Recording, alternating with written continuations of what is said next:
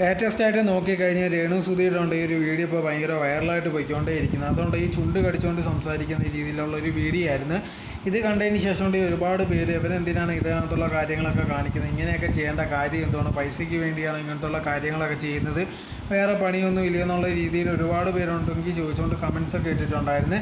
എന്തായാലും അതിനൊരു എക്സ്പ്ലനേഷൻ എന്നുള്ള രീതിയിലുണ്ടെങ്കിൽ രേണു സുധിക്ക് ഒരു വീഡിയോ ഇട്ടിട്ടുണ്ടായിരുന്നു. അതിനകത്ത് പറഞ്ഞൊരു കാര്യം എന്ന് പറഞ്ഞാൽ ഇതേ കണക്ക് ഉണ്ടെങ്കിൽ തൻ്റെ ചുണ്ടുണ്ടെങ്കിൽ മുറിഞ്ഞിരിക്കുമായിരുന്നു, അതിനെക്കുറിച്ചുള്ള കാര്യങ്ങളാണ് കാണിച്ചത്. അതല്ലാതെ നിങ്ങൾ വിചാരിക്കുന്ന കണക്കത്തുള്ള കാര്യങ്ങളൊന്നുമല്ല. അതോടെ തന്നെ പറഞ്ഞൊരു കാര്യം എന്ന് പറഞ്ഞാൽ ഇതേ കണക്ക് ഇതെല്ലാം കാണേണ്ടതെല്ലാം കണ്ടതിന് ശേഷം ഉണ്ടെങ്കിൽ ഓരോരുത്തന്മാർ ആസ്വദിച്ചതിന് ശേഷം എൻ്റെ വീഡിയോ എടുത്ത് ഇത് കണക്ക് വെളിയിൽ ലീക്കാക്കുകയാണ്, അവനൊന്നും നാണോമാനോ ഇല്ലയോ എന്നുള്ള രീതിയിലായിരുന്നു രേണു സുധി ചോദിച്ചിട്ടുണ്ടായിരുന്നു. ഇപ്പോൾ ഒരു കാര്യം നോക്കിക്കഴിഞ്ഞാൽ ഇതിനകത്തുള്ള കാര്യങ്ങൾ എന്തായിരുന്നാലും ഈ വീഡിയോ ഒക്കെ വെളിയിൽ പോകും, അത് നോർമലാണ്. ഇത് കാണുന്നവരുണ്ടെങ്കിൽ അത് കാണുന്നത് മാത്രമായിരിക്കത്തില്ല, അവരുണ്ടെങ്കിൽ ഇത് എടുത്തതിന് ശേഷം ഉണ്ടെങ്കിൽ വെളിയിൽ ഇടുന്നതായിരിക്കും. പക്ഷേ ഇത് വെളി വന്നതിന് ശേഷം ഉണ്ടെങ്കിൽ ആൾക്കാർ ഇതിനകത്തുള്ള കാര്യങ്ങൾ സംസാരിക്കും എന്നുള്ളത് തീർച്ചയായിട്ടും രേണു സുധിക്ക് അറിയാം. എന്നിട്ടും ഉണ്ടെങ്കിൽ ഇതിനകത്തുള്ള കാര്യങ്ങൾ ചെയ്യുന്നത് കുറച്ച് ഫെയിമിന് വേണ്ടി തന്നെയാണ്.